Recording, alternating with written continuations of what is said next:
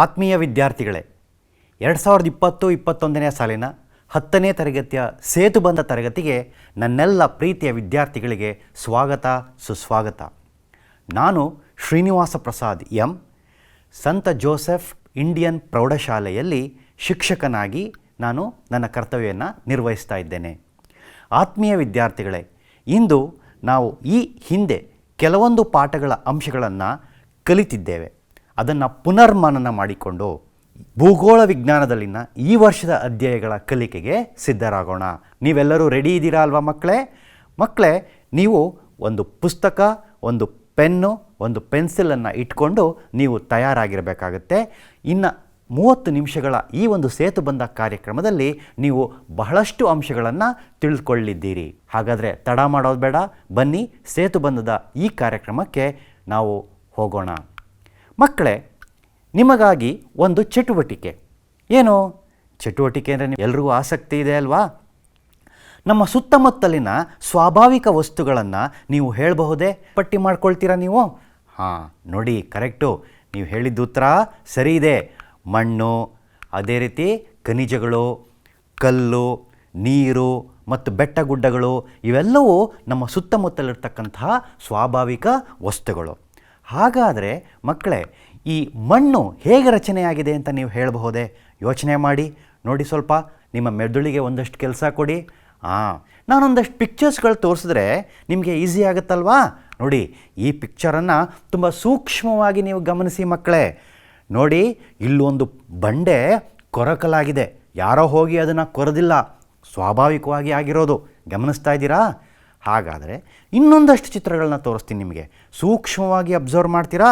ಸೂಕ್ಷ್ಮವಾಗಿ ನೋಡಿ ಮಕ್ಕಳೇ, ಇಲ್ಲಿ 4 ಚಿತ್ರಗಳನ್ನ ತೋರಿಸ್ತಾ ಇದ್ದೀನಿ. ನೋಡ್ತಾ ಇದ್ದೀರಾ ಅಲ್ವಾ? ಈಗಾಗಲೇ ಉತ್ತರ ಹೊಳೆದಿದೆ ನಿಮಗೆ ಅನಿಸುತ್ತೆ. ಒಂದೊಂದು ಚಿತ್ರಗಳನ್ನು ನೀವು ಗಮನಿಸ್ತಾ ಇರಿ. ಮಣ್ಣು ಹೇಗೆ ರಚನೆಯಾಗಿದೆ ಅಂತ ನಿಮಗೆ ಗೊತ್ತಾಗುತ್ತೆ ಮಕ್ಕಳೇ. ಹೌದು, ನೀವು ಹೇಳ್ತಾ ಇರೋದು ಕರೆಕ್ಟು. ಹಾಗಾದರೆ ಯಾಕೆ ತಡ? ಅಲ್ಲಿರ್ತಕ್ಕಂತಹ ಬಿಟ್ಟ ಜಾಗವನ್ನು ನೀವು ತುಂಬೋದಲ್ವೇ? ಶಿಲೆಗಳು ಡ್ಯಾಶ್ ಮಣ್ಣಿನ ರಚನೆ. ಹಾಗಾದರೆ ಯಾವ ರೀತಿ ಆಗಿರ್ಬೋದು ಮಕ್ಕಳೇ? ನಿಮ್ಮ ಉತ್ತರ ಕರೆಕ್ಟ್ ಇದೆ. ಶಿಲೆಗಳು ಶಿಥಿಲೀಕರಣದಿಂದ ಮಣ್ಣಿನ ರಚನೆ ಆಗುತ್ತೆ ಅಂತ ಹೇಳ್ತೀವಿ. ಹಾಗಾದರೆ ಏನು ಸರ್ ಇದು ಶಿಥಿಲೀಕರಣ ಅಂದರೆ? ಶಿಲೆಗಳು ಗೊತ್ತು. ಶಿಥಿಲೀಕರಣ ಅಂದರೆ ನೋಡಿ, ಶಿಲೆಗಳು ಒಡೆದು ಚೂರಾಗುವ ಮತ್ತು ಕ್ಷೀಣಿಸುವ ಸ್ವಾಭಾವಿಕ ಪ್ರಕ್ರಿಯೆ, ನ್ಯಾಚುರಲ್ ಪ್ರಾಸೆಸ್ ಅಂತ ಹೇಳ್ತೀವಿ. ಅದನ್ನು ಶಿಥಿಲೀಕರಣ ಅಂಥೇಳಿ ಕರಿತೀವಿ. ಇದು ವಾಯುಗೋಳದಲ್ಲಿನ ಉಷ್ಣಾಂಶ, ಮಳೆ, ಗಾಳಿ ಮುಂತಾದವುಗಳಿಂದ ನಡೆಯುತ್ತೆ ಮಕ್ಕಳೇ. ಅರ್ಥ ಆಯ್ತಲ್ವಾ? ಮಣ್ಣುಗಳು ಹೇಗೆ ರಚನೆ ಆಯಿತು? ಮಣ್ಣು ಶಿಲೆಗಳ ಶಿಥಿಲೀಕರಣ, ಒಡೆದು ಚೂರಾಗಿ ಸಣ್ಣ ಸಣ್ಣ ಕಣಗಳಾಗಿ ಮಣ್ಣು ರಚನೆ ಆಯಿತು ಅಂತ ನಾವು ತಿಳ್ಕೊಂಡ್ವಿ. ಮುಂದೆ ನೋಡೋಣ ಮಕ್ಕಳೇ. ನೋಡಿ, ನಾನು ಕೊಡಗಿಗೆ ಹೋಗಿದ್ದೆ. ಅಲ್ಲಿನ ಮಣ್ಣಿನ ಬಣ್ಣವೇ ಒಂಥರ. ನಮ್ಮ ಮಂಡ್ಯ, ಮೈಸೂರಿನ ಭಾಗದಲ್ಲಿ ನೀವು ನೋಡುವ ಮಣ್ಣೆ ಬೇರೆ ರೀತಿ ಇರುತ್ತೆ. ಅದೇ ನಮ್ಮ ಬೆಳಗಾವಿ, ಬಿಜಾಪುರ ಕಡೆಗೆ ಹೋದರೆ ಅಲ್ಲಿನ ಮಣ್ಣೇ ಬೇರೆ. ಯಾಕೆ ಬೇರೆ ಬೇರೆ ರೀತಿಯ ಮಣ್ಣುಗಳನ್ನು ನೀವು ನೋಡ್ತೀರಿ? ಹಾಗಾದರೆ ವಿವಿಧ ರೀತಿಯ ಮಣ್ಣುಗಳು ಇದೆ ಅಂತಲೂ ಆಯಿತು. ಆ ಮಣ್ಣುಗಳು ಯಾವ್ಯಾವುದು ಅಂತ ಪಟ್ಟಿ ಮಾಡ್ಬೋದಾ ನೀವು? ತಗೊಳ್ಳಿ ನಿಮ್ಮ ಪುಸ್ತಕ ಮತ್ತು ಪೆನ್ನು. ನೀವು ನೋಡಿರುವ ವಿವಿಧ ಮಣ್ಣುಗಳನ್ನು ಪಟ್ಟಿ ಮಾಡಬಹುದಾ ಮಕ್ಕಳೇ? ಚಿತ್ರಗಳನ್ನು ಗಮನಿಸಿ. ನಾನು ನಿಮಗೆ ಚಿತ್ರಗಳನ್ನು ತೋರಿಸ್ತೀನಿ. ಆ ಚಿತ್ರಗಳನ್ನು ನೋಡ್ತಾ ನೀವು ಮಣ್ಣನ್ನು ಬರೆದಿಟ್ಕೊಳ್ಳಿ. ಇಲ್ಲಿ ಒಂದು ಕೃಷಿ ಭೂಮಿಯಲ್ಲಿರ್ತಕ್ಕಂಥ ಮಣ್ಣನ್ನು ನೀವು ಸೂಕ್ಷ್ಮವಾಗಿ ಗಮನಿಸಬೇಕು. ನೋಡಿ, ಅದೇ ರೀತಿ ಇಲ್ಲೂ ಸಹ ಮಣ್ಣನ್ನು ತೋರಿಸ್ತಾ ಇದ್ದೇನೆ. ಗಮನಿಸಿದ್ರಾ? ಬರೆದಿದ್ದೀರಾ ಉತ್ತರ ಅಂತ ಅಂದ್ಕೊಂಡಿದ್ದೇನೆ ಮಕ್ಕಳೇ. ನೋಡಿ, ಕಣ್ಣಿಗೆ ಕಾಣ್ತಾ ಇದೆ. ಈ ಮಣ್ಣು ಯಾವುದು ಅಂತ ನಿಮಗೆ ಗೊತ್ತು. ನೋಡಿ, ಅದೇ ರೀತಿ 2 ಚಿತ್ರಗಳನ್ನು ನಿಮಗಿಲ್ಲಿ ತೋರಿಸ್ತಾ ಇದ್ದೀನಿ. ಟಿ ವಿ ಸ್ಕ್ರೀನ್ ಮೇಲೆ ಬರ್ತಾ ಇದೆ ಮಕ್ಕಳೇ. ಈ ಮಣ್ಣು ಯಾವುದು ಅಂತ ಬರೆದಿಟ್ಕೊಳ್ಳಿ. ಉತ್ತರ ನಾನು ನಿಮ್ಗೆ ಆಮೇಲೆ ಹೇಳ್ತೀನಿ. ಇಲ್ಲೊಂದು ಸುಳಿಹನ್ನು ಕೊಟ್ಟಿದ್ದೀನಿ ನೋಡಿ ಮಕ್ಕಳೇ. ಈ ಮಣ್ಣನ್ನು ಗಮನಿಸಿ. ಒಂದು ಸುಳಿಹು ನಿಮಗೆ ಕಾಣಿಸ್ತಾ ಇದೆ ಟಿ ವಿ ಮೇಲೆ ಅಲ್ವಾ? ಟಿ ವಿ ಸ್ಕ್ರೀನ್ನಲ್ಲಿ ನಿಮಗೆ ಆ ಸುಳಿಹು ಕಾಣ್ತಾ ಇದೆ. ಇಲ್ಲಿ ನೋಡಿ, ಈ ಮಣ್ಣು ಯಾವುದು ಅಂಥೇಳಿ ನೀವು ಬರೆದಿಟ್ಕೊಳ್ಳಿ. ಬರೆದಿದ್ದೀರಾ ಅಂತ ಅಂದ್ಕೊಂಡಿದ್ದೀನಿ. ನೀವೆಲ್ಲರೂ ತುಂಬ ಆ್ಯಕ್ಟಿವ್ ಆಗಿದ್ದೀರಿ ಅಲ್ವಾ? ಈಗ ನೋಡೋಣ ಉತ್ತರ ಹೊಳೆಯುತ್ತಾ ಮಕ್ಕಳೇ? ಯಾವ್ಯಾವ ರೀತಿ ಮಣ್ಣನ್ನು ನಾನು ನಿಮಗೆ ತೋರಿಸ್ದೆ ಅಂತ. ಕರೆಕ್ಟ್, ನೀವು ಬರೆದಿರೋದೆಲ್ಲ ಸರಿ ಇದೆ. ಉತ್ತರವನ್ನು ತೋರಿಸ್ತೀನಿ ನೋಡಿ ಮಕ್ಕಳೇ. ಮೊದಲನೇ ಚಿತ್ರ ನಾನು ಮೆಕ್ಕಲು ಮಣ್ಣನ್ನು ಹೇಳಿದೆ. ಅಲ್ಲಿ ಕಾಣ್ತಾ ಇರೋದು ಮೆಕ್ಕಲು ಮಣ್ಣು. ಅದೇ ರೀತಿ ಕಪ್ಪು ಮಣ್ಣು, ಇದೆಲ್ಲರೂ ಬರೆದಿರ್ತೀರಿ. ಆ ಕಪ್ಪುಗಿರತಕ್ಕಂತಹ ಒಂದು ಆ ಬಣ್ಣವನ್ನು ನೋಡಿ ನೀವು ಬರೆದಿರ್ತೀರಿ ಅಂತ ನಾನು ಅಂದ್ಕೊಂಡಿದ್ದೇನೆ. ಇದ್ಯಾವುದು? ಇದು ಕೆಂಪು ಮಣ್ಣು. ಅದೇ ರೀತಿ ಇದು ಜಂಬಿಟ್ಟಿಗೆಯ ಮಣ್ಣು. ಜಂಬಿಟ್ಟಿಗೆ ಮಣ್ಣನ್ನು ನಾವು ಲ್ಯಾಟರೈಟ್ ಮಣ್ಣು ಅಂತ ಹೇಳಿ ಕರಿತೀವಿ ನಮ್ಮ ಉತ್ತರ ಕನ್ನಡದ ಕೆಲವು ಭಾಗಗಳಲ್ಲಿ. ಅದೇ ರೀತಿ ಕರಾವಳಿ ತೀರದ ಪ್ರದೇಶಗಳಲ್ಲಿ ಈ ರೀತಿಯ ಮಣ್ಣನ್ನು ನಾವು ನೋಡ್ತೇವೆ. ನೋಡಿ, ಪಾಪಾಸ್ ಕಳ್ಳಿಯ ಚಿತ್ರವನ್ನು ಕೊಟ್ಟು ನಿಮಗೆ ಸುಳಿಹನ್ನು ಕೊಟ್ಟೆ, ಮರುಭೂಮಿ ಮಣ್ಣು. ಹೌದು, ಅದೇ ರೀತಿ ಪರ್ವತ ಮಣ್ಣು. ನೋಡಿ, ಅಲ್ಲಿ ಪರ್ವತಗಳ ಚಿತ್ರ ಕಾಣಿಸ್ತಾ ಇದೆ ನಿಮಗೆ ಅಲ್ವಾ, ಇದು ಪರ್ವತ ಮಣ್ಣು. ಹಾಗಾದರೆ ಮಕ್ಕಳೇ, ಮಣ್ಣಿನ ರಚನೆ ಹೇಗಾಗಿದೆ, ಮಣ್ಣಿನ ವಿಧಗಳನ್ನು ನೀವು ತಿಳ್ಕೊಂಡ್ರಿ. ಹಾಗಾದರೆ ನನ್ನದೊಂದು ಪ್ರಶ್ನೆ ಇದೆ ನೋಡಿ. ನಮ್ಮ ಬೆಳಗಾವಿಗೆ ನೀವು ಹೋದರೆ ಅಲ್ಲಿ ಹತ್ತಿ ಬೆಳೆಯನ್ನು, ಬೆಳಗಾವಿ, ಹಾವೇರಿ ಈ ಥರ ಮುಂತಾದ ಪ್ರದೇಶಗಳಲ್ಲಿ ಹತ್ತಿ ಬೆಳೆಯನ್ನು ಹೆಚ್ಚಾಗಿ ಬೆಳೀತಾರೆ ಮಕ್ಕಳೇ. ಅದೇ ರೀತಿ ಮಂಡ್ಯ ಭಾಗಕ್ಕೆ ಬಂದರೆ ಭತ್ತ ಮತ್ತು ಕಬ್ಬನ್ನು ಬೆಳೀತಾರೆ. ಅದೇ ರೀತಿ ನೀವು ಕೊಡಗಿಗೆ ಹೋದರೆ ಅಲ್ಲಿ ಕಾಫಿ ಬೆಳೆಯನ್ನು ಬೆಳೀತಾರೆ. ಅದೇ ರೀತಿ ದೇಶದ ವಿವಿಧ ರಾಜ್ಯಗಳಲ್ಲಿ ವಿವಿಧ ರೀತಿಯ ಬೆಳೆಗಳನ್ನು ಬೆಳೀತಾರೆ. ನನ್ನ ಪ್ರಶ್ನೆ ಇದೆ, ವಿವಿಧ ಬೆಳೆಗಳನ್ನು ಎಲ್ಲ ಮಣ್ಣಿನಲ್ಲಿಯೂ ಬೆಳೆಯಲಾಗುವುದಿಲ್ಲ ಏಕೆ? ಉತ್ತರವನ್ನು ನೀವು ಹೇಳ್ಬೋದಾ ಮಕ್ಕಳೇ? ಉದಾಹರಣೆಗೆ ನೋಡಿ, ನಾನು ಒಂದಷ್ಟು ಚಿತ್ರಗಳನ್ನು ತೋರಿಸ್ತೇನೆ. ಭತ್ತದ ಬೆಳೆ ಇದೆ, ಇದನ್ನು ನೀವು ಎಲ್ಲ ಕಡೆಯೂ ಬೆಳೆಯೋದಕ್ಕಾಗೋದಿಲ್ಲ ಅಲ್ವಾ? ಅದೇ ರೀತಿ ನೋಡಿ, ಕಬ್ಬನ್ನು ಅಷ್ಟೇ ಎಲ್ಲ ಕಡೆ ನೀವು ಬೆಳೀಲಿಕ್ಕಾಗೋದಿಲ್ಲ. ಯಾಕೆ? ಎಲ್ಲ ಬೆಳೆಗಳನ್ನು ಎಲ್ಲ ರೀತಿಯ ಮಣ್ಣುಗಳಲ್ಲಿ ಯಾಕೆ ಬೆಳೆಯಲಿಕ್ಕಾಗೋದಿಲ್ಲ ಅನ್ನೋದು ನನ್ನ ಪ್ರಶ್ನೆ. ಅದೇ ರೀತಿ ತಂಬಾಕು ಬೆಳೆ, ಗೋಧಿ ಮತ್ತು ಕಾಫಿ, ಈ ವಿವಿಧ ರೀತಿಯ ಬೆಳೆಗಳನ್ನು ವಿವಿಧ ರೀತಿಯ ಮಣ್ಣುಗಳಲ್ಲಿ ನಾವು ಬೆಳೀತಾ ಇದ್ದೇವೆ. ಅಂದರೆ ಒಂದು ರೀತಿಯ ಬೆಳೆಯನ್ನು ಎಲ್ಲ ರೀತಿಯ ಮಣ್ಣುಗಳಲ್ಲಿ ನಾವು ಬೆಳೀಲಿಕ್ಕೆ ಆಗೋದಿಲ್ಲ. ಇಲ್ಲಿ ನೋಡಿ, ಗಮನಿಸಿ, ಮಣ್ಣು, ಉಷ್ಣತೆ, ಮಳೆಯ ಪ್ರಮಾಣ ಆಧರಿಸಿ ಬೆಳೆಯನ್ನು ಬೆಳೆಯಲಾಗುತ್ತೆ ಮಕ್ಕಳೇ. ವಿವಿಧ ಬೆಳೆಗಳಿಗೆ ಬೇಕಾಗುವ ಭೌಗೋಳಿಕ ಅಂಶಗಳನ್ನು ನಾನು ನಿಮಗೆ ಇಲ್ಲಿ ತೋರಿಸ್ತಾ ಇದ್ದೇನೆ. ನೋಡಿ, ಇಲ್ಲಿ ಭತ್ತದ ಬೆಳೆ, ಗೋಧಿ ಬೆಳೆ, ಕಬ್ಬು, ರಬ್ಬರ್ ಬೆಳೆಗಳ ಒಂದು ಉಷ್ಣಾಂಶ, ಬೇಕಾಗುವ ಮಣ್ಣು ಮತ್ತು ಮಳೆಯ ಪ್ರಮಾಣವನ್ನು ನಾನು ನಿಮಗೆ ಈ ಒಂದು TV ಸ್ಕ್ರೀನ್ ಮೇಲೆ ತೋರಿಸ್ತಾ ಇದ್ದೇನೆ. ನೋಡಿ, ಭತ್ತದ ಬೆಳೆ ಬೆಳೀಲಿಕ್ಕೆ ಮೆಕ್ಕಲು ಮಣ್ಣು ಯೋಗ್ಯ. ಸುಮಾರು 26ರಿಂದ 30 ಡಿಗ್ರಿ ಉಷ್ಣಾಂಶ ನಮಗೆ ಬೇಕು. ಅದೇ ರೀತಿ 150 ಸೆಂಟಿಮೀಟರ್ ಪ್ರಮಾಣದ ಮಳೆ ಅವಶ್ಯಕತೆ ಇದೆ ಅಂತ ಹೇಳ್ತೀವಿ. ಅದೇ ರೀತಿ ಗೋಧಿ ಬೆಳೆ, ಕಬ್ಬು, ರಬ್ಬರ್ ಬೆಳೆಗಳನ್ನು ಬೆಳೀಲಿಕ್ಕೆ ಬೇಕಾಗುವ ಭೌಗೋಳಿಕ ಅಂಶಗಳನ್ನು ನಾನು ನಿಮಗೆ ತೋರಿಸ್ತಾ ಇದ್ದೇನೆ. ಈಗ ಅರ್ಥ ಆಯ್ತಲ್ವ ಮಕ್ಕಳೇ? ಯಾವುದೇ ರೀತಿಯ ಒಂದು ಬೆಳೆಯನ್ನು ಎಲ್ಲ ಮಣ್ಣುಗಳಲ್ಲೂ ನಾವು ಬೆಳೀಲಿಕ್ಕೆ ಆಗೋದಿಲ್ಲ. ಈಗ ನೋಡೋಣ ನಿಮಗೊಂದು ಚಟುವಟಿಕೆ ಮಕ್ಕಳೇ. ನೋಡಿ, ಹೊಂದಿಸಿ ಬರೆಯಿರಿ. ನೀವೆಲ್ಲ ಇದನ್ನು ಶಾಲೆಗಳಲ್ಲಿ ಮಾಡಿರ್ತೀರಲ್ವಾ? ನಾನೇನು ಮಾಡಿದ್ದೀನಿ, ಆ ಪಟ್ಟಿಯಲ್ಲಿ ಮಣ್ಣುಗಳನ್ನು ಕೊಟ್ಟಿದ್ದೀನಿ, ಬಾ ಪಟ್ಟಿಯಲ್ಲಿ ಅಲ್ಲಿ ಬೆಳೀತಕ್ಕಂಥ ಆ ಮಣ್ಣುಗಳಲ್ಲಿ ಬೆಳೀತಕ್ಕಂತಹ ಬೆಳೆಗಳನ್ನು ಕೊಟ್ಟಿದ್ದೇನೆ. ನೀವು ಉತ್ತರಿಸ್ಬೋದಾ? ಈಗಾಗಲೇ ಸಾಕಷ್ಟು ಜನ ಮಾಡಲಿಕ್ಕೆ ತಯಾರಾಗಿದ್ದೀರಿ, ಕೆಲವರು ಮಾಡಿ ಮುಗಿಸಿದ್ದೀರಿ. ಹೌದು, ಕಪ್ಪು ಮಣ್ಣು, ಪರ್ವತ ಮಣ್ಣು, ಲ್ಯಾಟರೈಟ್ ಅಥವಾ ಜಂಬಿಟ್ಟಿಗೆ ಮಣ್ಣು, ಮೆಕ್ಕಲು ಮಣ್ಣು ಅಂತ ಹೇಳ್ತೀವಿ. ಉತ್ತರವನ್ನು ನೋಡೋಣ. ನಿಮ್ಮ ಉತ್ತರ ಇಲ್ಲಿದೆ ನೋಡಿ ಮಕ್ಕಳೇ. ಕಪ್ಪು ಮಣ್ಣು ಹತ್ತಿ ಬೆಳೆಗೆ ಯೋಗ್ಯ. ಹತ್ತಿ ಬೆಳೆಯನ್ನು ಕಪ್ಪು ಮಣ್ಣಿನಲ್ಲಿ ಬೆಳಿತೀವಿ. ಕಾಫಿ ಮತ್ತು ಟೀ ಎಲ್ಲಿ ಬೆಳಿತೀವಿ? ಪರ್ವತ ಮಣ್ಣು. ಅದೇ ರೀತಿ ಜಂಬಿಟ್ಟಿಗೆ ಮಣ್ಣಲ್ಲಿ ರಬ್ಬರ್ ಬೆಳೆಯನ್ನು ಬೆಳೆದ್ರೆ, ಮೆಕ್ಕಲು ಮಣ್ಣಿನಲ್ಲಿ ಭತ್ತವನ್ನು. ಎಲ್ಲರಿಗೂ ಪೂರ್ಣ ಅಂಕಗಳು. ಎಲ್ಲರೂ ಚೆನ್ನಾಗಿ ಆನ್ಸರ್ ಮಾಡಿದ್ದೀರಿ. ಕಾಶ್ಮೀರದ ಸೇಬು, ಅಸ್ಸಾಂನ ಚಹಾ, ಕೊಡಗಿನ ಕಾಫಿ.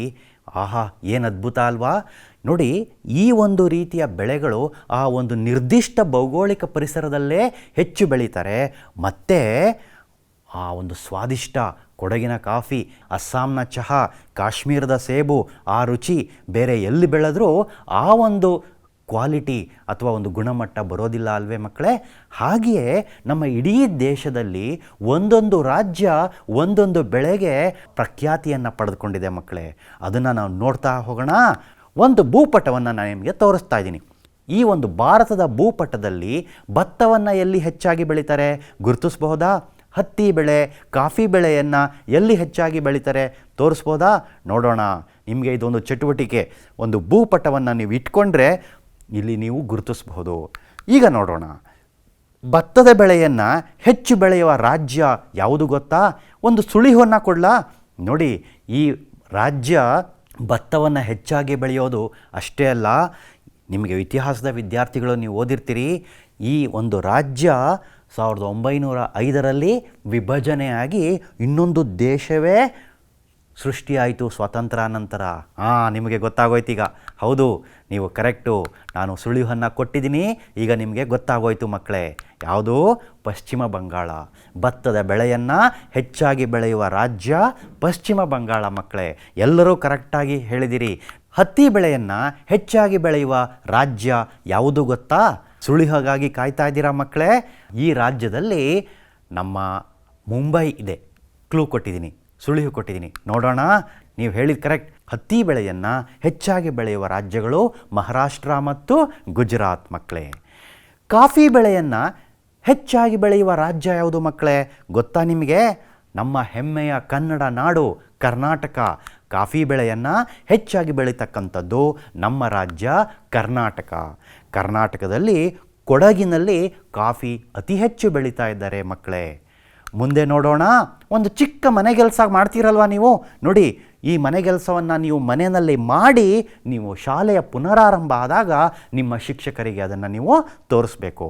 ಹಾಗಾದರೆ ಮನೆಗೆಲಸ ಏನು? ಮೆಕ್ಕಲು ಮಣ್ಣು ಮತ್ತು ಕಪ್ಪು ಮಣ್ಣುಗಳಲ್ಲಿ ಬೆಳೆಯುವ ಬೆಳೆಗಳನ್ನು ನೀವು ಪಟ್ಟಿ ಮಾಡಬೇಕು. ಇನ್ನೊಂದು ಪ್ರಶ್ನೆ ಇದೆ ನೋಡಿ. ಒಬ್ಬ ರೈತ ಕಬ್ಬನ್ನು ಬೆಳೆಯಬೇಕೆಂದಿದ್ದಾನೆ.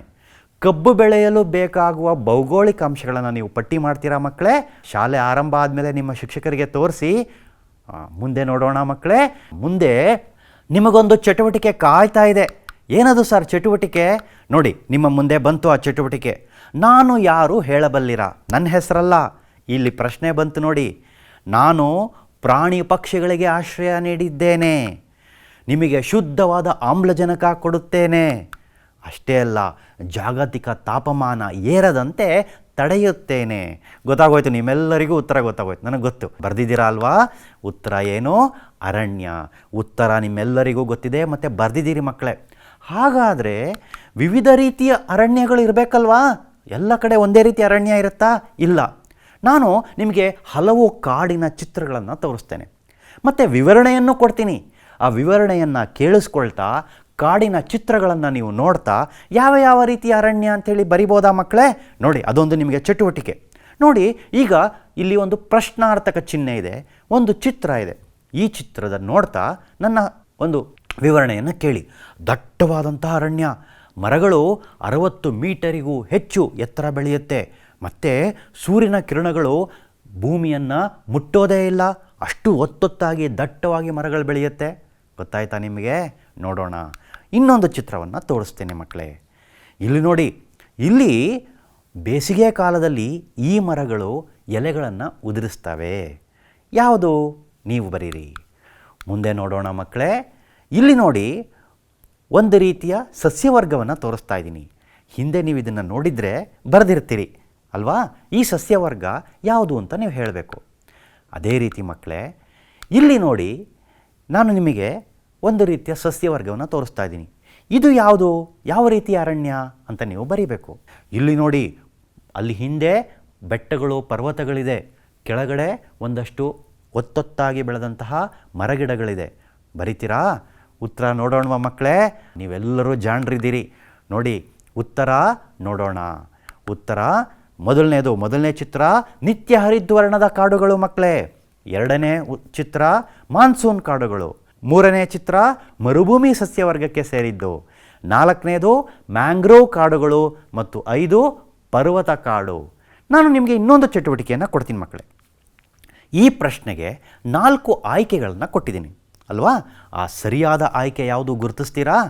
ನೋಡಿ, ಪ್ರಶ್ನೆ ಓದ್ತೀನಿ. ನಾನು ಬೆಳೆಯಲು 250 ಸೆಂಟಿಮೀಟರ್ಗಿಂತಲೂ ಅಧಿಕ ಪ್ರಮಾಣದ ಮಳೆ ಬೇಕು. ಹಾಗಾದರೆ ಯಾವ ರೀತಿಯ ಸಸ್ಯವರ್ಗ ಕಾಡು ನಾನು? ಯಾವ ರೀತಿಯ ಕಾಡು? ಉತ್ತರ ನಿಮ್ಮ ಮುಂದೆ ಇದೆ ಮಕ್ಕಳೇ. ನಿತ್ಯ ಹರಿದ್ವರ್ಣದ ಕಾಡು. ನಿತ್ಯ ಹರಿದ್ವರ್ಣದ ಕಾಡು 250 ಸೆಂಟಿಮೀಟರ್ಗೂ ಅತಿ ಹೆಚ್ಚು ಮಳೆ ಬೀಳುವ ಪ್ರದೇಶದಲ್ಲಿ ಕಾಣಬರುತ್ತೆ ಅಲ್ವಾ? ನಾನು ಆಗಲೇ ಅದರ ವಿವರಣೆಯನ್ನು ಕೊಟ್ಟೆ. ನಿಮ್ಮ ಒಂದು ನೆನಪಿನ ಶಕ್ತಿಯನ್ನು ನಾನು ಟೆಸ್ಟ್ ಮಾಡಲಿಕ್ಕೆ ಈ ಪ್ರಶ್ನೆಯನ್ನು ಕೊಟ್ಟೆ ಮಕ್ಕಳೇ. ಈಗ ನೋಡೋಣ, ಇನ್ನೊಂದು ಪ್ರಶ್ನೆ ನೋಡೋಣ. ಭಾರತದಲ್ಲಿ ಅತಿ ಹೆಚ್ಚು ಅರಣ್ಯ ಪ್ರದೇಶವನ್ನು ಹೊಂದಿರತಕ್ಕಂಥ ರಾಜ್ಯ ಯಾವುದು ಗೊತ್ತೇ ನಿಮಗೆ? ಎಲ್ಲಿರ್ಬೋದು? ಯೋಚನೆ ಮಾಡಿ. ಉತ್ತರ ಏನು ಗೊತ್ತಾ? ಮಧ್ಯಪ್ರದೇಶ. ಮಧ್ಯಪ್ರದೇಶದಲ್ಲಿ ಅತಿ ಹೆಚ್ಚು ಅರಣ್ಯ ಪ್ರದೇಶ ಕಂಡುಬಂದಿದೆ. ನೋಡಿ ಮಕ್ಕಳೇ, ಈಗ ನಾನು ನಿಮಗೆ ಒಂದು ಚಟುವಟಿಕೆಯನ್ನು ಕೊಡ್ತಾ ಇದ್ದೀನಿ. ಮೊದಲೆರಡು ಪದಗಳ ನಡುವಿನ ಸಂಬಂಧವನ್ನು ನೀವು ಗ್ರಹಿಸಬೇಕು ಮತ್ತು ಮೂರನೇ ಪದಕ್ಕೆ ಸರಿ ಹೊಂದುವ ಉತ್ತರವನ್ನು ನೀವು ಬರೀಬೇಕು. ಏನದು ಮೊದಲನೇ ಪ್ರಶ್ನೆ? ತೇಗ ನಿತ್ಯ ಹರಿದ್ವರ್ಣದ ಕಾಡು. ತೇಗದ ಮರವು ನಿತ್ಯ ಹರಿದ್ವರ್ಣ ಕಾಡುಗಳಲ್ಲಿ ಬೆಳೆದರೆ ಶ್ರೀಗಂಧದ ಮರ ಎಲ್ಲಿ ಬೆಳೆಯುತ್ತೆ ಅನ್ನೋದು ಪ್ರಶ್ನೆ. ಅದೇ ರೀತಿ ಮರುಭೂಮಿ ಸಸ್ಯವರ್ಗದಲ್ಲಿ ಮುಳ್ಳು ಗಿಡಗಂಟೆಗಳು ಬೆಳೆಯುತ್ತೆ. ಹಾಗಾದರೆ ಮ್ಯಾಂಗ್ರೋವ್ ಕಾಡಿನಲ್ಲಿ ಯಾವ ರೀತಿ ಸಸ್ಯವರ್ಗ ಇದೆ ಅನ್ನೋದನ್ನು ನೀವು ಬರೀಬೇಕು. ಅದೇ ರೀತಿ ಮೂರನೇ ಪ್ರಶ್ನೆ ನೋಡೋಣ. ಬನ್ನೇರುಘಟ್ಟ ರಾಷ್ಟ್ರೀಯ ಉದ್ಯಾನ ನಮ್ಮ ಕರ್ನಾಟಕದಲ್ಲಿದೆ. ಹಾಗಾದರೆ ಅಣ್ಣಾಮಲೈ ವನ್ಯಜೀವಿಧಾಮ ಎಲ್ಲಿದೆ? ಉತ್ತರ ಬರಿತೀರಾ? ಪುಸ್ತಕದಲ್ಲಿ ಆಗಲೇ ಬಹಳಷ್ಟು ವಿದ್ಯಾರ್ಥಿಗಳು ಬರೆದು ಬಿಟ್ಟಿದ್ದೀರಿ. ಉತ್ತರ ನೋಡೋಣ ಮಕ್ಕಳೇ. ಮೊದಲನೇ ಪ್ರಶ್ನೆಗೆ ಸರಿಯಾದ ಉತ್ತರ ಶ್ರೀಗಂಧವು ಮಾನ್ಸೂನ್ ಕಾಡುಗಳಲ್ಲಿ ಬೆಳೆಯುತ್ತೆ. ಮ್ಯಾಂಗ್ರೋವ್ ಕಾಡಿನಲ್ಲಿ ಸುಂದರಿ ಮರಗಳು ಹೆಚ್ಚಾಗಿ ಕಾಣಸಿಗುತ್ತೆ. ಅಣ್ಣಾಮಲೈ ವನ್ಯಜೀವಿಧಾಮ ಎಲ್ಲಿದೆ? ತಮಿಳುನಾಡಿನಲ್ಲಿದೆ. ಇದು ಸರಿಯಾದ ಉತ್ತರ. ಸರಿ ಉತ್ತರ ಬರದ ಎಲ್ಲ ಮಕ್ಕಳಿಗೂ ಅಭಿನಂದನೆಗಳು. ಮುಂದೆ ನೋಡೋಣ. ಇನ್ನೂ ಬಹಳಷ್ಟು ಚಟುವಟಿಕೆಗಳು ನಿಮಗಾಗಿ ಕಾಯ್ತಾ ಇದೆ ಮಕ್ಕಳೇ. ನೋಡೋಣ. ಇಲ್ಲಿ ಒಂದು ಚಟುವಟಿಕೆ ಇದೆ. ಗುಂಪಿಗೆ ಸೇರದ ಪದವನ್ನು ನೀವು ಗುರುತಿಸಬೇಕು. ಯಾವುದು? ತೇಗ, ಬೇವು, ರಬ್ಬರ್, ಶ್ರೀಗಂಧ. ಇದರಲ್ಲಿ ಆ ಗುಂಪಿಗೆ ಸೇರದ ಪದ ಯಾವುದು? ರಬ್ಬರ್. ಅದೇ ರೀತಿ ಬೀಟೆ, ಎಬೋನಿ, ಮಹೋಗನಿ, ಖರ್ಜೂರ. ಈ ಗುಂಪಿನ ಪದಗಳಲ್ಲಿ ಯಾವುದು ಸರಿ ಉತ್ತರ? ಖರ್ಜೂರ. ಬೀಟೆ, ಎಬೋನಿ, ಮಹೋಗನಿ ಬೆಳೀತಕ್ಕಂತಹ ಭೌಗೋಳಿಕ ಸನ್ನಿವೇಶವೇ ಬೇರೆ. ಖರ್ಜೂರ ಬೆಳೀತಕ್ಕಂಥದ್ದು ಎಲ್ಲಿ? ಮರುಭೂಮಿ ಸಸ್ಯವರ್ಗದಲ್ಲಿ. ಮುಂದೆ ನೋಡೋಣ ಮಕ್ಕಳೇ. ಓಕ್, ಚೆಸ್ಟ್ನಟ್, ಆ್ಯಶ್ ಮತ್ತು ಸುಂದರಿ ಮರಗಳಲ್ಲಿ ನೀವು ಗುಂಪಿಗೆ ಸೇರದ ಪದ ಯಾವುದು? ಸುಂದರಿ ಮರಗಳು. ಸುಂದರಿ ಮರವು ಎಲ್ಲಿ? ಮ್ಯಾಂಗ್ರೋವ್ ಅರಣ್ಯದಲ್ಲಿ ಕಂಡುಬರುತ್ತೆ. ಮುಂದೆ ನೋಡೋಣ ಮಕ್ಕಳೇ. ಸುಳಿಹನ್ನಾಧರಿಸಿ ಉತ್ತರಿಸಿ. ಮಕ್ಕಳೇ, ಸುಳಿಹನ್ನು ಕೊಡ್ತೀನಿ ನಿಮಗೆ. 4 ಪ್ರಶ್ನೆಗಳು. ಎಲ್ಲ ಪ್ರಶ್ನೆಗಳಿಗೂ ಉತ್ತರ ಕ ಅಕ್ಷರದಿಂದಲೇ ಆರಂಭ ಆಗುತ್ತೆ. ಏನದು? ಅಸ್ಸಾಂನ ರಾಷ್ಟ್ರೀಯ ಉದ್ಯಾನ, ಉತ್ತರಾಂಚಲದ ರಾಷ್ಟ್ರೀಯ ಉದ್ಯಾನ, ಸಿಕ್ಕಿಂನ ಜೀವಿ ಸಂರಕ್ಷಣಾ ವಲಯ, ಕುರುಚಲು ಸಸ್ಯ ಮತ್ತು ಹುಲ್ಲುಗಾವಲು ತಮಿಳುನಾಡಿನ ಇಲ್ಲಿ ಕಂಡುಬರುತ್ತದೆ ಅಂತ ಹೇಳಿ ನಿಮಗೆ 4 ಪ್ರಶ್ನೆಗಳನ್ನು ಕೊಟ್ಟಿದ್ದೇನೆ. ಈ ಎಲ್ಲ ಪ್ರಶ್ನೆಗಳಿಗೆ ಕ ಕೀಳಿ ಕ ಅಕ್ಷರದಿಂದಲೇ ಆರಂಭವಾಗುತ್ತೆ. ಹೌದಾ? ಹಾಗಾದರೆ ಉತ್ತರ ಏನಿರ್ಬೋದು? ಪ್ರಶ್ನೆಗಳನ್ನ ಇನ್ನೊಮ್ಮೆ ನೋಡೋಣವಾ? ಪ್ರಶ್ನೆಗಳು ನೋಡಿ, ಇನ್ನೊಮ್ಮೆ ನೋಡಿ. ಯಾವುದಾದ್ರೂ 2 ಪ್ರಶ್ನೆಗಾದರೂ ನೀವು ಉತ್ತರ ಬರೆದಿದ್ದೀರಾ ಅಂತ ಅಂದ್ಕೊಂಡಿದ್ದೇನೆ. ಉತ್ತರ ನೋಡೋಣ.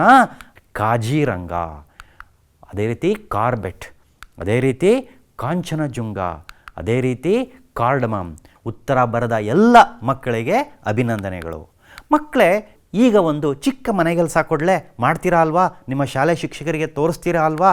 ನಿಮ್ಮ ಶಾಲಾ ಶಿಕ್ಷಕರಿಗೆ ಶಾಲೆ ಆರಂಭ ಆದಮೇಲೆ ತೋರಿಸಿ ಅರಣ್ಯದಿಂದ ನಮಗಾಗುವ ಲಾಭವೇನು ಪಟ್ಟಿ ಮಾಡಿ. ನಿತ್ಯ ಹರಿದ್ವರ್ಣ ಕಾಡುಗಳಲ್ಲಿ ಕಂಡುಬರುವ ವಿವಿಧ ಸಸ್ಯವರ್ಗಗಳನ್ನು ನೀವು ಹೆಸರಿಸಿ. 2 ಪ್ರಶ್ನೆ ಬರಿತೀರಾ ಅಲ್ವಾ? ಈಗ ನಾನು ನಿಮಗೆ ಮುಂದಿನ ಕೆಲವು ಅಂಶಗಳನ್ನು ಹೇಳ್ತೇನೆ. ಚಟುವಟಿಕೆಗಳ ಮುಖಾಂತರನೇ ಹೇಳ್ತೀನಿ. ಎಲ್ರಿಗೂ ಇಂಟ್ರೆಸ್ಟ್ ಇದೆ ಅಲ್ವಾ? ಈಗ ನೋಡಿ ಮಕ್ಕಳೇ, ನಿಮ್ಮ ಮನೆಯಲ್ಲಿ ಅಥವಾ ನಿಮ್ಮ ಸುತ್ತಮುತ್ತಲಿನ ಜನ ಈ ಒಂದು ಶ್ಲೋಕವನ್ನು ಹೇಳಿರೋದನ್ನು ಕೇಳಿರ್ಬೋದು. ಏನು? ಗಂಗೆ ಚ ಯಮುನೆ ಚೈವ ಗೋದಾವರಿ ಸರಸ್ವತಿ ನರ್ಮದೆ ಸಿಂಧು ಕಾವೇರಿ ಜಲೈಸ್ಮಿನ್ ಸನ್ನಿಧಿಂ ಕುರು ಅಲ್ವಾ? ಏನಕ್ಕೆ ಸರ್ ನೀವು ಹೇಳ್ತಿದ್ದೀರಿ? ಎಲ್ಲ ನದಿಗಳ ಹೆಸರನ್ನು ನಿಮ್ಮ ಶ್ಲೋಕದಲ್ಲಿ ಹೇಳಿದ್ರಲ್ಲ ಸರ್. ನೋಡಿ, ನಮ್ಮ ಭಾರತದಲ್ಲಿ ನದಿಗಳಿಗೆ ವಿಶೇಷವಾದಂಥ ಸ್ಥಾನವನ್ನು, ಗೌರವವನ್ನು ನಾವು ನೀಡಿದ್ದೇವೆ. ಬಹಳ ಹಿಂದಿನಿಂದಲೂ ನಮ್ಮ ನದಿಗಳಿಗೆ ವಿಶೇಷವಾದ ಸ್ಥಾನ ಮತ್ತು ಗೌರವವನ್ನು ನೀಡಿದ್ದೇವೆ. ಅದಕ್ಕೆ ಹೇಳ್ತಾರೆ ಆಕಾಶಾತ್ ಪತಿತೋಯಂ ಯಥಾಗಚ್ಚತಿ ಸಾಗರಂ. ಅಂದರೆ ಆಕಾಶದಿಂದ ಬಿದ್ದಂಥ ಪ್ರತಿಯೊಂದು ಹನಿಯೂ ಸಹ ನದಿಯನ್ನು ಸೇರಿ ಆ ನದಿಯು ಸಮುದ್ರವನ್ನು ಹೋಗಿ ಸೇರುತ್ತೆ ಅಂತ ಹೇಳ್ತೀವಿ ಮಕ್ಕಳೇ. ಆ ನದಿಗಳಿಗೆ ವಿಶೇಷವಾದ ಸ್ಥಾನವಿದೆ. ಹಾಗಾದರೆ ನದಿಗಳ ಬಗ್ಗೆ ತಿಳ್ಕೊಳ್ಳೋಣ ಮಕ್ಕಳೇ. ನೋಡಿ, ಭಾರತದ ನದಿ ವ್ಯವಸ್ಥೆಯ ಭೂಪಟ ನಿಮ್ಮ ಮುಂದೆ ಇದೆ. ಎಷ್ಟು ನದಿಗಳಿದೆ ನೋಡಿ, ಎಷ್ಟು ಧನ್ಯರು ನಾವು. ಜಮ್ಮು ಕಾಶ್ಮೀರದ ತುತ್ತ ತುದಿಯಿಂದ ನಮ್ಮ ಕನ್ಯಾಕುಮಾರಿಯವರೆಗೆ ನದಿಗಳು, ಹಲವಾರು ನದಿಗಳು, ಉಪನದಿಗಳು ಎಲ್ಲವೂ ಇದೆ. ಈ ನದಿಗಳ ಮಹತ್ವ ಏನು ನೋಡೋಣವಾ? ನದಿಗಳಿಂದ ನಮಗೆ ಆಗ್ತಕ್ಕಂಥ ಲಾಭಗಳೇನು, ಅದೇ ರೀತಿ ನದಿಗಳಿಗಿರ್ತಕ್ಕಂಥ ಉಪನದಿಗಳೇನು, ಪಶ್ಚಿಮ ದಿಕ್ಕಿಗೆ ಹರಿತಕ್ಕಂತಹ ನದಿಗಳು ಯಾವ್ಯಾವು, ಪೂರ್ವ ದಿಕ್ಕಿಗೆ ಹರಿತಕ್ಕಂತಹ ನದಿಗಳು ಯಾವ್ಯಾವು ನೋಡೋಣವಾ ಮಕ್ಕಳೇ? ಇಲ್ಲೊಂದು ಚಟುವಟಿಕೆ ನಿಮಗಿದೆ. ನದಿಗಳ ಪ್ರಾಮುಖ್ಯತೆ ಏನು? ಏನಕ್ಕೆ ಬೇಕು ನಮಗೆ ನದಿ? ಬೇಕಲ್ವಾ? ಏನಕ್ಕೆ ಅಂತ ಹೇಳಿ ಪಟ್ಟಿ ಮಾಡ್ತೀರಾ? ತಗೊಳ್ಳಿ, ಒಂದು ಪುಸ್ತಕ ಮತ್ತು ಪೆನ್ನನ್ನು ತಗೊಳ್ಳಿ, ಬರೀರಿ. ನದಿಗಳ ಪ್ರಾಮುಖ್ಯತೆ ಇಲ್ಲಿದೆ ಮಕ್ಕಳೇ. ನೋಡಿ, ನದಿಗಳ ಪ್ರಾಮುಖ್ಯತೆ ಏನು ಗೊತ್ತಾ? ಗೃಹ ಬಳಕೆಗಾಗಿ ನದಿ ನೀರನ್ನು ನಾವು ಬಳಸ್ತೇವೆ. ಅಷ್ಟೇ ಅಲ್ಲ ಮಕ್ಕಳೇ, ಕೃಷಿ ಚಟುವಟಿಕೆಗೆ ನಾವು ಬಳಸ್ತಾ ಇದ್ದೇವೆ. ಮತ್ತು ಈ ನದಿಗಳು ಜೀವ ನದಿ ಆಗಿದ್ದಾವೆ. ಈ ನದಿಗಳು ಕೈಗಾರಿಕೆಯಲ್ಲಿ ಉತ್ಪಾದನೆಗೆ ನಾವು ಬಳಸ್ತಾ ಇದ್ದೇವೆ. ನದಿಯ ನೀರನ್ನು ನಾವು ಕೈಗಾರಿಕೆಯಲ್ಲಿನ ಉತ್ಪಾದನೆಗೆ ಬಳಸ್ತಾ ಇದ್ದೇವೆ. ಅದೇ ರೀತಿ ಜಲವಿದ್ಯುತ್ ಉತ್ಪಾದನೆಗೂ ಸಹ ನಾವು ನದಿ ನೀರನ್ನು ಬಳಸ್ತಾ ಇದ್ದೇವೆ ಮಕ್ಕಳೇ. ಅದೇ ರೀತಿ ಮಕ್ಕಳೇ, ಇಲ್ಲೊಂದು ಚಟುವಟಿಕೆ ಇದೆ. ನಾನು ಹೇಳಿದಾಗೆ ಕೆಲವು ನದಿಗಳು ಉತ್ತರ ಭಾರತದ ನದಿಗಳು, ಕೆಲವು ನದಿಗಳು ದಕ್ಷಿಣ ಭಾರತದ ನದಿಗಳು. ಉತ್ತರ ಭಾರತದ ನದಿಗಳನ್ನು ಯಾವುದು ಅಂಥೇಳಿ ಆ ಬಿಟ್ಟ ಪದಗಳಲ್ಲಿ ತುಂಬೋದಾ ನೀವು? ಈಗಾಗಲೇ ತುಂಬಿಟ್ಟಿದ್ದೀರಿ. ಅಲ್ಲಿರೋ ಒಂದೇ ಅಕ್ಷರ ಏನು ನೋಡೋಣ. ಮೊದಲನೇದು ಯ ನ ನದಿ, ಎರಡನೇದು ಬ್ರ ತ್ರ ನದಿ ಬರೆದಿದ್ದೀರಿ ಆಗಲೇ. ಕೋ ಡ್ಯಾಶ್ ನದಿ, ಸಿಮ್ ಡ್ಯಾಶ್ ನದಿ ಅಂತ ಇದೆ. ಉತ್ತರ ನೀವು ಆಗಲೇ ಬರೆದಾಗಿದೆ. ಸರಿಯಾದ ಉತ್ತರ ಏನು? ಮೊದಲನೇದು ಯಮುನಾ ನದಿ, ಬ್ರಹ್ಮಪುತ್ರ ನದಿ ಎರಡನೇದು, ಮೂರನೇದು ಕೋಸಿ ನದಿ, ನಾಲ್ಕನೇದು ಸಿಂಧೂ ನದಿ. ಇದು ಸರಿಯಾದ ಉತ್ತರ ಮಕ್ಕಳೇ. ಹಾಗೆ ದಕ್ಷಿಣ ಭಾರತಕ್ಕೆ ಬರಬೇಕಲ್ವಾ? ಇಲ್ಲಿ ಗೋವಾ ಏನದು? ರಿ ಗೊತ್ತಿದೆ ನಿಮಗೆಲ್ರಿಗೂ, ಬರೆದಾಗಿದೆ. ಮೂರನೇ ನದಿ ನ ಡ್ಯಾಶ್ ದ. ಯಾವ್ಯಾವುದು ನೋಡೋಣವಾ? ದಕ್ಷಿಣ ಭಾರತ. ಈ ನದಿಗಳ ಪಟ್ಟಿ ನಿಮ್ಮ ಮುಂದೆ ಇದೆ. ಗೋದಾವರಿ, ಕಾವೇರಿ, ನರ್ಮದಾ. ಅಂದರೆ ಉತ್ತರ ಭಾರತ ಮತ್ತು ದಕ್ಷಿಣ ಭಾರತದ ನದಿಗಳನ್ನು ನೀವು ಈಗ ತಿಳ್ಕೊಂಡ್ರಿ ಮಕ್ಕಳೇ. ಹಾಗಾದರೆ ನಾನೊಂದು ಚಟುವಟಿಕೆಯನ್ನು ಕೊಟ್ಟಿದ್ದೀನಿ. ಈ ನದಿಗಳ ಗುಂಪಿಗೆ ಸೇರದ ಪದವನ್ನು ನೀವು ಆರಿಸ್ತೀರಾ? ಮೊದಲನೇದು ಚೆನಾಬ್, ಬಿಯಾಸ್, ಸಟ್ಲೆಜ್ ಮತ್ತು ಯಮುನಾ. ಘಾಗ್ರಾ, ಗಂಡಕ್, ಕಬಿನಿ, ಕೋಸಿ. ಕಾವೇರಿ, ಗಂಗಾ, ಗೋದಾವರಿ, ಕೃಷ್ಣ. ಸಿಂಧು, ಬ್ರಹ್ಮಪುತ್ರ, ಮಹಾನದಿ, ಗಂಗಾ. ಈ 4 ಪ್ರಶ್ನೆಗಳಲ್ಲಿ ಗುಂಪಿಗೆ ಸೇರದ ಪದ ಯಾವುದು? ಅಭಿನಂದನೆಗಳು, ಬಹಳಷ್ಟು ಜನ ಉತ್ತರ ಬರೆದುಬಿಟ್ರಿ. ಎಷ್ಟು ಚಟುವಟಿಕೆಗಳಪ್ಪ ಮಾಡಿದ್ದು ನೀವು ಇವತ್ತು. ಸರಿಯಾದ ಉತ್ತರ ಯಾವುದು ನೋಡಿ, ಅಲ್ಲಿ ಹಳದಿ ಬಣ್ಣದಲ್ಲಿ ನಾನು ತೋರಿಸಿದ್ದೀನಿ, ಅದು ಯಮುನಾ. ಯಮುನಾ ನದಿ ಆ ಗುಂಪಿನ ನದಿಗಳಿಗೆ ಸೇರೋದಿಲ್ಲ. ಯಾಕೆ ಸರ್? ಚೆನಾಬ್, ಬಿಯಾಸ್, ಸಟ್ಲೆಜ್ ನದಿಗಳು ಸಿಂಧೂ ನದಿಗಳ ಉಪನದಿಯಾದರೆ ಯಮುನಾ ಗಂಗಾ ನದಿಯ ಉಪನದಿ ಮಕ್ಕಳೇ. ಅಷ್ಟೇ ಅಲ್ಲ, ಘಾಗ್ರಾ, ಗಂಡಕ್, ಕಬಿನಿ, ಕೋಸಿ. ಇಲ್ಲಿ ಕಬಿನಿ ಸರಿಯಾದ ಉತ್ತರ. ಕಬಿನಿ ಆ ಗುಂಪಿಗೆ ಸೇರೋದಿಲ್ಲ. ಯಾಕೆ ಮಕ್ಕಳೇ? ಯಾಕೆಂದರೆ ಘಾಗ್ರಾ, ಗಂಡಕ್ ಮತ್ತು ಕೋಸಿ ನದಿಗಳು ಗಂಗಾ ನದಿಯ ಉಪನದಿಗಳು. ಕಬಿನಿ ನಮ್ಮ ಕಾವೇರಿ ನದಿಯ ಒಂದು ಉಪನದಿಯಾಗಿದೆ. ಅದೇ ರೀತಿ ಕಾವೇರಿ, ಗಂಗಾ, ಗೋದಾವರಿ, ಕೃಷ್ಣ. ಅಲ್ಲಿ ಯಾವುದು ಉತ್ತರ? ಗಂಗಾ. ಗಂಗಾ ನದಿ ಆ ಗುಂಪಿಗೆ ಸೇರೋದಿಲ್ಲ. ಯಾಕೆಂದರೆ ಗಂಗಾ ಉತ್ತರ ಭಾರತದ ನದಿ, ಮಿಕ್ಕೆಲ್ಲವೂ ದಕ್ಷಿಣ ಭಾರತದ ನದಿಯಾಗಿದೆ. ಅದೇ ರೀತಿ ಸಿಂಧು, ಬ್ರಹ್ಮಪುತ್ರ, ಮಹಾನದಿ, ಗಂಗಾ. ಮಹಾನದಿ ಉತ್ತರ ಆಗುತ್ತೆ. ಯಾಕೆಂದರೆ ಮಹಾನದಿ ದಕ್ಷಿಣ ಭಾರತದ ನದಿಯಾಗಿದೆ ಮಕ್ಕಳೇ. ಈಗ ನೋಡೋಣ ಇನ್ನೊಂದು ಚಟುವಟಿಕೆ. ಎಲ್ಲರೂ ಮಾಡಿರ್ತೀರಿ ಇದನ್ನು ಅಂದ್ಕೊಂಡಿದ್ದೀನಿ. ಮೊದಲೆರಡು ಪದಗಳಿಗಿರುವ ಸಂಬಂಧವನ್ನು ಗ್ರಹಿಸಬೇಕು. ಮೂರನೇ ಪದಕ್ಕೆ ನೀವು ಉತ್ತರ ಬರೀಬೇಕು. ಏನದು? ಸಿಂಧೂ ನದಿ ಕೈಲಾಸ ಪರ್ವತದಲ್ಲಿ ಹುಟ್ಟಿದರೆ ಗಂಗಾ ನದಿ ಎಲ್ಲಿ ಹುಟ್ಟುತ್ತೆ? ಅದೇ ರೀತಿ ತಾಪಿ ನದಿ ಮುಲ್ತಾಯ್ ಬೆಟ್ಟಗಳಲ್ಲಿ ಹುಟ್ಟಿದರೆ ನರ್ಮದಾ ನದಿ ಎಲ್ಲಿ ಹುಟ್ಟುತ್ತೆ? ಅದೇ ರೀತಿ ನಮ್ಮ ಲಕ್ಷ್ಮಣ ತೀರ್ಥ ನದಿ, ಕೇಳಿದಿರಾ? ನಮ್ಮ ಕೊಡಗಿನ ಲಕ್ಷ್ಮಣ ತೀರ್ಥ ಕಾವೇರಿ ನದಿಯ ಒಂದು ಉಪನದಿಯಾದರೆ ತುಂಗಭದ್ರಾ ನದಿ ಯಾವ ಮುಖ್ಯ ನದಿಗೆ ಉಪನದಿಯಾಗಿದೆ? ನೋಡಿ, ಉತ್ತರ, ಸರಿ ಉತ್ತರ ನಿಮ್ಮ ಮುಂದೆ ಬಂದಿದೆ. ಗಂಗಾ ನದಿ ಗಂಗೋತ್ರಿ ಹಿಮನದಿಯಲ್ಲಿ ಹುಟ್ಟಿದ್ರೆ ನರ್ಮದಾ ನದಿ ಮಧ್ಯಪ್ರದೇಶದ ಅಮರಕಂಟಕದಲ್ಲಿ ಹುಟ್ಟುತ್ತೆ. ಅದೇ ರೀತಿ ತುಂಗಭದ್ರಾ ಕೃಷ್ಣಾ ನದಿಗೆ ಉಪನದಿಯಾಗಿದೆ ಮಕ್ಕಳೇ. ಎಲ್ಲರಿಗೂ ಅಭಿನಂದನೆಗಳು, ನೀವೆಲ್ಲರೂ ಚೆನ್ನಾಗಿ ತಿಳ್ಕೊಂಡಿದ್ದೀರಿ ಅಲ್ವಾ? ಈಗ ನೋಡೋಣ, ಒಂದು ಪದಬಂಧವನ್ನು ಕೊಟ್ಟಿದ್ದೀನಿ. ಎಲ್ಲರೂ ಮಾಡ್ತೀರಾ ಇದನ್ನು, ಯಾಕೆಂದರೆ ಪ್ರಶ್ನೆಗಳು ತುಂಬ ಸರಳವಾಗಿದೆ.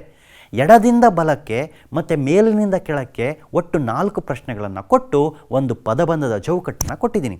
ಮೊದಲನೇದು ನೋಡಿ, ನಾನು ಈಗ ಕ್ಲೂ ಕೊಟ್ಟಿದ್ದೇನೆ, ನೀವು ಮಾಡ್ತೀರಾ ಅಂತ ಅಂದ್ಕೊಂಡಿದ್ದೀನಿ. ಅಮರಕಂಟಕದಲ್ಲಿ ಹುಟ್ಟಿ ಅರಬ್ಬಿ ಸಮುದ್ರವನ್ನು ಸೇರುವ ನದಿ. ಮುಲ್ತಾಯಿ ಬೆಟ್ಟಗಳಲ್ಲಿ ಹುಟ್ಟಿ ಅರಬ್ಬಿ ಸಮುದ್ರವನ್ನು ಸೇರುವ ನದಿ. ಮೂರನೇದು ಮೇಲಿನಿಂದ ಕೆಳಕ್ಕೆ. ಈ ನದಿಯನ್ನು ಬಂಗಾಳದ ಕಣ್ಣೀರು ನದಿ ಎನ್ನುತ್ತಿದ್ದರು, ಈಗಿಲ್ಲ. ಈ ನದಿಯು ಕಾವೇರಿ ನದಿಯ ಉಪನದಿಯಾಗಿದೆ. ಬರೆದಾಗಿದೆ, ನೀವೆಲ್ಲರೂ ಬರೆದಾಗಿದೆ ಅಂದ್ಕೊಂಡಿದ್ದೀನಿ. ನೋಡೋಣ ಉತ್ತರ. ಮೊದಲನೇದು ಅಮರಕಂಟಕದಲ್ಲಿ ಹುಟ್ಟಿ ಅರಬ್ಬಿ ಸಮುದ್ರವನ್ನು ಸೇರುವ ನದಿ ನರ್ಮದಾ, 3 ಅಕ್ಷರಗಳು. ಮುಲ್ತಾಯ್ ಬೆಟ್ಟಗಳಲ್ಲಿ ಹುಟ್ಟಿ ಅರಬ್ಬಿ ಸಮುದ್ರವನ್ನು ಸೇರುವ ನದಿ ಯಾವುದು? ನೋಡಿ, ತಪತಿ ಕೆಳಗಡೆ. ಅದೇ ರೀತಿ ಮೇಲಿನಿಂದ ಕೆಳಕ್ಕೆ ಈ ನದಿಯನ್ನು ಬಂಗಾಳದ ಕಣ್ಣೀರ ನದಿ ಎನ್ನುವರು. ಯಾವುದು? ದಾಮೋದರ. ಈ ನದಿಯು ಕಾವೇರಿ ನದಿಯ ಉಪನದಿಯಾಗಿದೆ. ಯಾವುದು? ಹೇಮಾವತಿ ಮಕ್ಕಳೇ. ಈಗ ನೋಡೋಣ, ನಾನು ಹೊಂದಿಸಿ ಬರೆಯಿರಿಯನ್ನು ನಿಮಗೆ ಕೊಟ್ಟಿದ್ದೇನೆ. ಏನಿದು?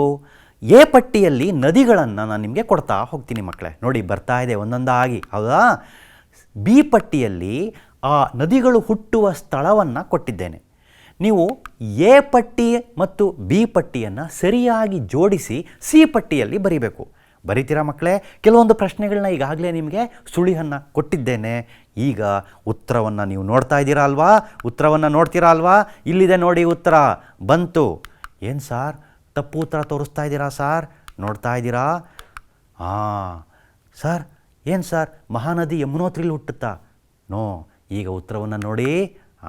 ಮಕ್ಕಳ ಉತ್ತರ ನೋಡಿ, ಅಲ್ಲಿ ಆ್ಯರೋ ಮಾರ್ಕನ್ನು, ಆ ಬಾಣದ ಗುರುತನ್ನು ನೀವು ಅಬ್ಸರ್ವ್ ಮಾಡಿ. ಮಹಾನದಿ ಶಿವಹಾ ಬೆಟ್ಟಗಳಲ್ಲಿ ಹುಟ್ಟುತ್ತೆ. ಗೋದಾವರಿ ಮಹಾರಾಷ್ಟ್ರದ ತ್ರಯಂಬಕದಲ್ಲಿ ನಾಸಿಕದ ಬಳಿ ಹುಟ್ಟುತ್ತೆ. ಕೃಷ್ಣಾ ನದಿ ಮಹಾರಾಷ್ಟ್ರದ ಮಹಾಬಲೇಶ್ವರದಲ್ಲಿ ಹುಟ್ಟುತ್ತೆ. ಅದೇ ರೀತಿ ಕಾವೇರಿ ನದಿ ನಮ್ಮ ಕೊಡಗಿನ ತಲಕಾವೇರಿಯಲ್ಲಿ ಹುಟ್ಟುತ್ತೆ. ಅದೇ ರೀತಿ ಯಮುನಾ ನದಿ ಎಲ್ಲಿ ಹುಟ್ಟುತ್ತೆ ಮಕ್ಕಳೇ? ಯಮುನೋತ್ರಿಯಲ್ಲಿ ಹುಟ್ಟುತ್ತೆ. ಇದು ಸರಿ ಉತ್ತರ. ಎಲ್ಲರಿಗೂ ಅಭಿನಂದನೆಗಳು. ನೀವೆಲ್ಲರೂ ಪ್ರಯತ್ನ ಪಟ್ರಿ, ಬಹಳಷ್ಟು ಜನ ಉತ್ತರವನ್ನು ಸರಿಯಾಗಿ ಬರೆದ್ರಿ ಮಕ್ಕಳೇ. ಮುಂದೆ ನೋಡೋಣ ಮಕ್ಕಳೇ.